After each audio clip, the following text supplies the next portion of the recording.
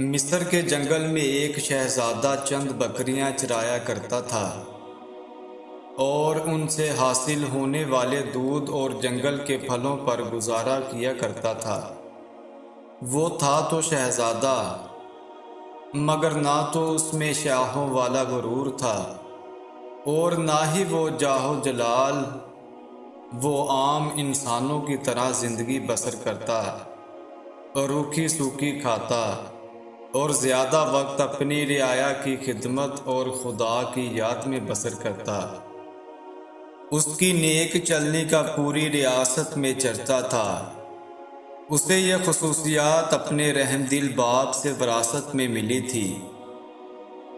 ایک دن شہزادہ معمول کے مطابق رعایا کے مسئلے سننے کے بعد جنگل میں دنیا سے بے نیاز خدا کی یاد میں گم تھا کہ اس نے دیکھا کہ ایک غریب لکڑہارا اپنے گدھے کو ساتھ لیے ہوئے لکڑیاں کاٹ رہا ہے اور اس سے باتیں بھی کیے جا رہا ہے، حالانکہ اسے معلوم تھا کہ نہ تو گدھا اس کی بات سن رہا ہے اور نہ ہی سمجھ رہا ہے۔ اور پھر وہ زاروں قطار رونے لگا۔ شہزادہ یہ دیکھ کر بہت حیران ہوا کہ لکڑہارا روزانہ لکڑیاں کاٹتا، گدھے سے چند باتیں کرتا اور پھر پھوٹ پھوٹ کر رونے لگتا۔ چند روز یہی معاملہ رہا۔ جب رحم دل شہزادے سے اس کا رونا دیکھا نہ گیا تو اس نے لکڑہارے سے پوچھا کہ اے لکڑہارے، تیرے اس طرح بلک بلک کر رونے کی وجہ کیا ہے؟ غریب بوڑھا لکڑہارا ہمدرد انسان سامنے پا کر اور شدت سے رونے لگا کہ میرا ایک بیٹا تھا جسے خدا نے بے تحاشا دولت سے نوازا ہوا تھا، ہر طرح کا آرام اسے میسر تھا، مگر اس کی دولت کا غرور اس کے تن بدن پر اس قدر حاوی ہو چکا تھا کہ اسے اپنی دولت کے سوا کچھ دکھائی نہ دیتا۔ اپنے غریب رشتہ داروں کو دھکے دیتا، انہیں ذلیل و رسوا کرتا۔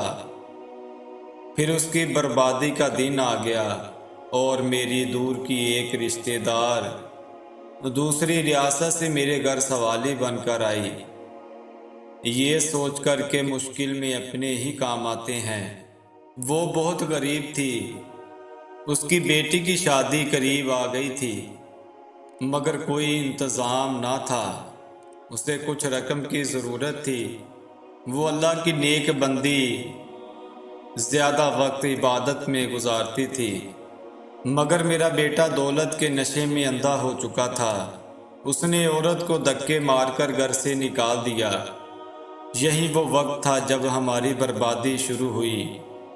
اس رات سرخ آندھی چلی، تیز بارش ہوئی اور میرا بیٹا اپنے نرم بستر پر میٹھی نیند سو رہا تھا، اور وہ عورت پوری رات ہمارے دروازے سے لگی روتی رہی۔ شدید طوفان اور رات کے گھنے اندھیرے میں دوسری ریاست واپس جانا اس کے لیے ممکن نہ تھا، اور وہ عورت پوری رات اس طوفان کا مقابلہ کرتی رہی اور میرے بیٹے کو رحم نہ آیا۔ صبح جب میری آنکھ کھلی تو مجھ پر قیامت ٹوٹ پڑی۔ میرا بیٹا گدھے کی صورت اختیار کر چکا تھا۔ گھر کا سارا سامان آسمانی بجلی سے جل کر راکھ ہو چکا تھا۔ جب سب کچھ برباد ہو گیا، اس میں میرا قصور یہ ہے کہ میں نے اپنے بیٹے کو غرور اور تکبر کرنے سے نہ روکا، برائی کی طرف بڑھتا ہوا اس کا کوئی قدم نہ روکا، اور اب یہ عالم ہے کہ میں جنگل سے لکڑیاں کاٹتا ہوں، اپنے بیٹے پر لاد کر بیچنے لے جاتا ہوں، اور اس سے ہم باپ بیٹے کا گزارا چلتا ہے۔ یہ سن کر شہزادے کی آنکھیں نم ہو گئیں اور وہ لکڑہارے سے مخاطب ہو کر کہنے لگا کہ اے ضعیف انسان، تو نے بہت ظلم کیا۔ بے شک برائی پر خاموش رہنا اور اسے نہ روکنا اس کا ساتھ دینے کے برابر ہے۔ تو نے اپنے بیٹے کو برائی سے نہ روکا، مجھے تیری حالت پر افسوس ہے۔ لکڑہارے نے کہا کہ اب میں اپنی اس غریب رشتہ دار کی تلاش میں مارا مارا پھرتا ہوں، اس کی تلاش مجھے رلاتی ہے۔ شاید وہ میری امداد کر سکے۔ وہ مجھے مل جائے، میں اس سے معافی مانگوں گا، شاید میرے گناہوں کا ازالہ ہو سکے، مگر افسوس وہ مجھے کہیں نہیں ملتی۔ یہ کہہ کر لکڑہارا رونے لگا۔ شہزادے نے اس کے آنسو پوچھتے ہوئے کہا کہ اپنے گناہوں کی معافی اللہ سے مانگو، وہ بہت رحیم ہے۔ اگر اس نے تجھے معاف کر دیا تو وہ تجھے اس عورت تک پہنچانے کا کوئی نہ کوئی سبب ضرور بنا دے گا۔ وہ بہت مہربان ہے، اپنے بندوں پر ظلم نہیں کرتا۔ بوڑھا لکڑہارا اسی وقت سجدے میں گر کر بلک بلک کر رونے لگا اور اپنے گناہوں کی معافی مانگنے لگا۔ اچانک دور سے کسی گھوڑے کی ٹاپوں کی آواز سنائی دینے لگی۔ ایک خوبصورت شہزادی سفید رنگ کے حسین گھوڑے پر سوار تھی۔ قریب آ کر شہزادے سے مخاطب ہوئی اور کہنے لگی، اے شہزادے، آخر ماجرا کیا ہے؟ شہزادے نے اس بوڑھے آدمی کی رام کہانی شہزادی کو سنائی۔ شہزادی کی آنکھوں میں آنسو جاری ہو گئے اور وہ گھوڑے سے اتری اور لکڑہارے سے کہنے لگی کہ میں ہی وہ لڑکی ہوں جس کی ماں تیرے در پر سوالی بن کر آئی تھی، مگر اے بدبخت، تیرے مغرور بیٹے نے اس نیک عورت کی زندگی چھین لی۔ ساری رات تیرے دروازے پر تیز بارش میں طوفان کا مقابلہ کرتی رہی کہ شاید تجھے رحم آ جائے۔ بالآخر تیز بارش کی ٹھنڈی بوندوں کو وہ بوڑھی جان برداشت نہ کر سکی اور دنیا سے چلی گئی۔ جب صبح ہوئی تو رحم دل بادشاہ معمول کے گشت پر تھا۔ اس کا وہاں سے گزر ہوا۔ وہ میری ماں کو جب گھر لایا تو ماں کی لاش دیکھ کر میرے پیروں تلے سے زمین ہی نکل گئی۔ اب میرا کوئی سہارا نہ تھا۔ بادشاہ یہ سب دیکھ کر بہت پریشان ہوا۔ بالآخر اس نے مجھے اپنے ساتھ لے جانے کا فیصلہ کیا۔ کچھ عرصہ میں اس کے محل میں رہی اور اس نے مجھے نیک لڑکی پا کر اپنے بیٹے سے میری شادی کرا دی۔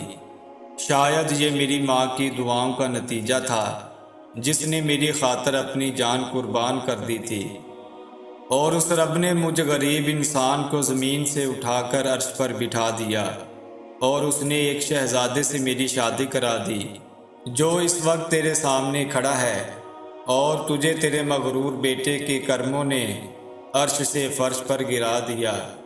خدا کی قدرت دیکھ کر لکڑہارا شرمندگی سے زمین میں گرتا جا رہا تھا اور رو رو کر شہزادی سے معافی مانگنے لگا۔ شہزادی بہت رحم دل تھی۔ لکڑہارے کے آنسوؤں سے اس کا دل بھر آیا اور اس نے اس کو معاف کر دیا۔ خدا کی قدرت، لڑکا اسی وقت اپنے اصلی روپ میں واپس آ گیا اور خدا کے حضور سجدے میں گر گیا اور شہزادی سے بھی معافی مانگنے لگا۔ شہزادی نے اسے بھی معاف کر دیا۔ پھر دونوں باپ بیٹا اپنی جھونپڑی کی طرف روانہ ہو گئے۔